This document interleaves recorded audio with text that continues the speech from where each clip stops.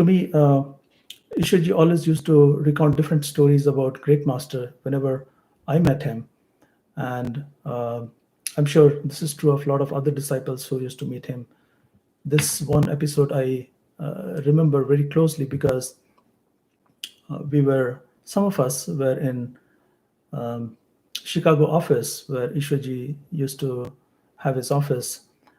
So some of us were sitting in his office, and as was the case most often, that we would talk about business, and then the meeting would turn into spirituality, because he used to love talking about his master.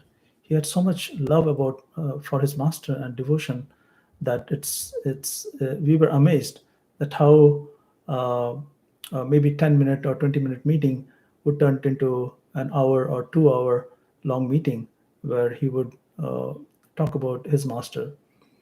So I remember this story about Ishar Singh that Ishwarji himself narrated to some of us in that room. It was especially touching for me because he in a way was advising us that you can on the spiritual path you have to have love and devotion. And what is the role of a master? A master comes in this world to become a friend for you, and then become a master. He's friend first, he's yar first, and after that he's a teacher.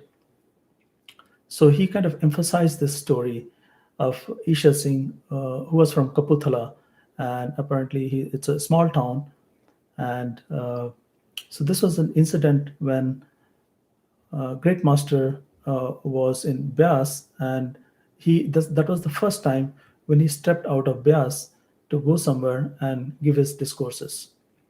So Isha Singh, who some of you might remember, had difficulty getting initiation from Great Master because he was asked by Great Master to break his hand first before he could get initiated.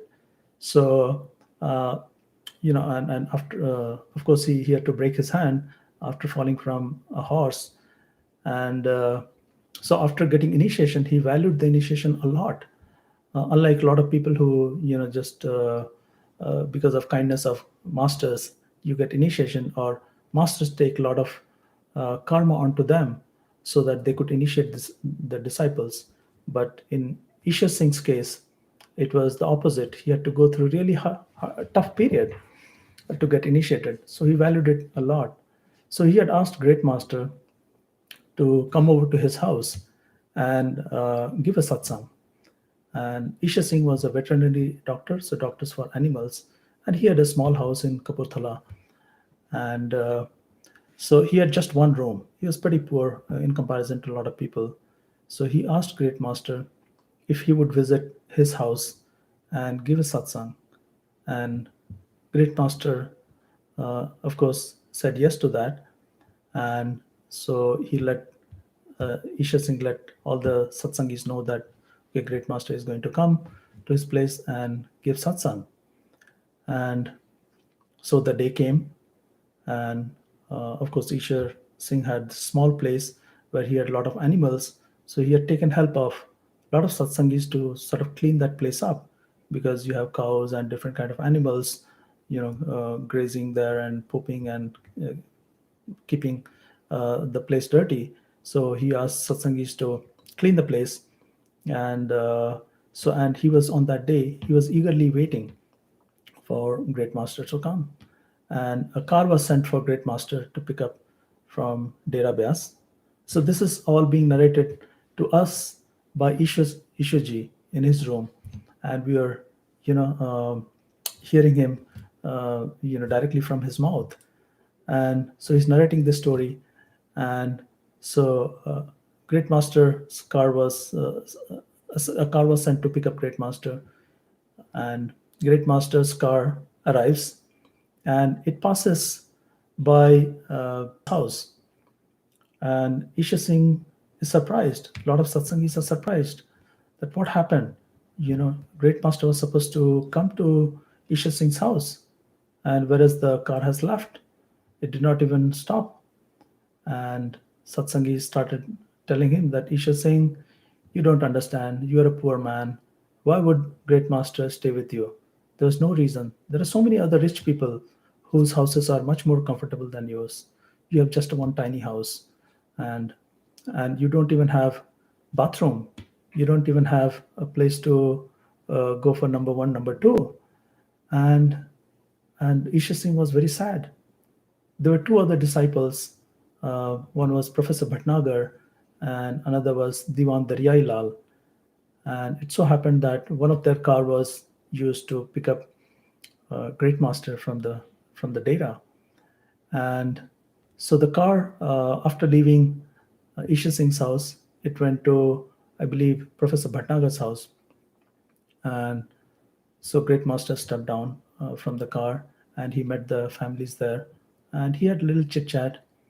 And then Professor Bhatnagar's family asked Great Master if they should bring the luggage. And Great Master said that no, leave the luggage in the car. And so they thought that, okay, Great Master doesn't want to stay there. So the car was taken now to Diwan Daryai Lal's place. And same thing happened. There were people waiting. They were expecting that Great Master is going to stay with them. And same thing happened. He met with people over there, and they asked him whether they should unload the baggage. And Great Master said that no, he's going to go to Isha Singh's house. And they were surprised that why would he go to Isha Singh's house, because the house is not comfortable.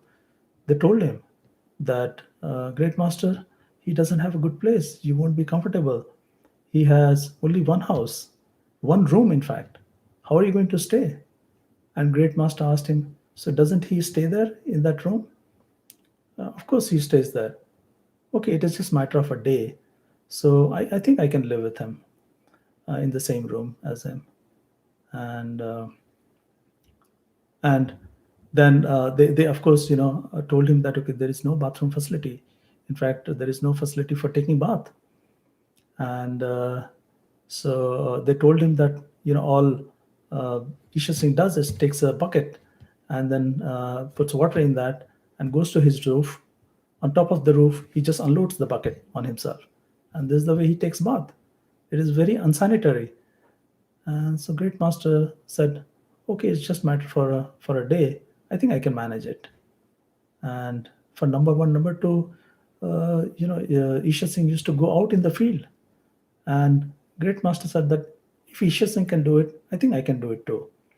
So that was the answer. And finally, Great Master got back into the car, and then the car left for Ishar Singh's house.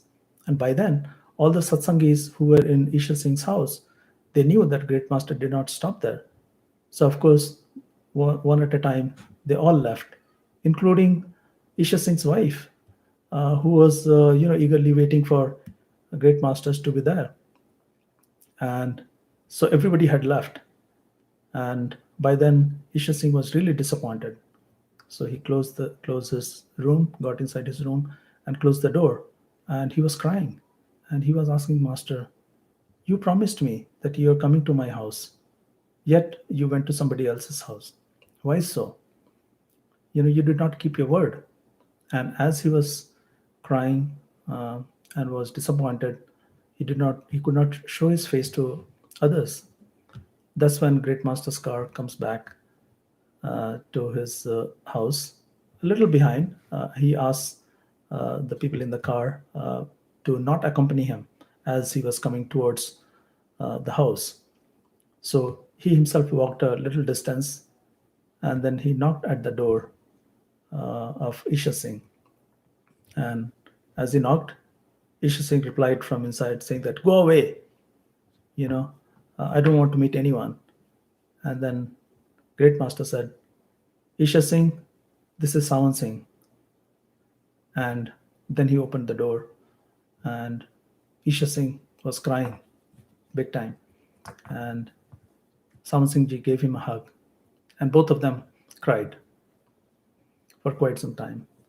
And this is the Ishwar ji in his office. And there were three of us, and we, of course, were crying. Ishwar ji was so marvelously telling this story. And so he would recount similar stories of the love that he gave to his disciples. I remember, so I just want to share some stories in this great occasion. And because this is a spiritual path of love and devotion, most of the time we rely on these stories. I remember asking Ishwarji that please give me a lot of memories of you so that I can remember you. I remember when this was in, I think, 2019, uh, when this was after Bhandara, that I asked for a little time from him. And so he gave me some time, what turned out to be a small little time of 2 3 minutes. Fortunately for me, turned out into maybe 15 20 minutes meeting. And he he told me about the story. So I asked him a few questions, and towards the end, I thought he was giving me prasad. Some of you might remember this story that when Ishaji was very small, maybe 2 3 year old, Great Master used to just pick him up and would take him to a sweet stall where they used to give Burfi mithai of Khoya, um, and made out of milk and sugar. And so Ishwarji, told me the whole story of how when he was small boy, Great Master would lovingly pick him up, how he used to have two sets of jackets, and in the inside jacket, he would have his money from his pension that he used to earn. So he would keep that in the inside pocket, and all the Sangat money, the donation money, he would keep it in the outside pocket. That's how he used to manage the money. He would never mix those two. And he went to the sweet shop. He took out an Anna, I believe, in those days, a very small amount of money, but probably large for that time. And he took out that money and bought that sweet uh, Khoya Burfi, and then gave it to him. And he would have that burfi and take little portion of that burfi, and and enjoy it. And on that day, on the after Bhandara meeting with me, somebody had given him the same burfi, and he gave that burfi to me. And it had a completely different meaning to me for that sweet ever since. Whenever I see that burfi, that kind of burfi, it reminds me of my master. And of course, I could see the same love that he got from his master. He was showering me with that love.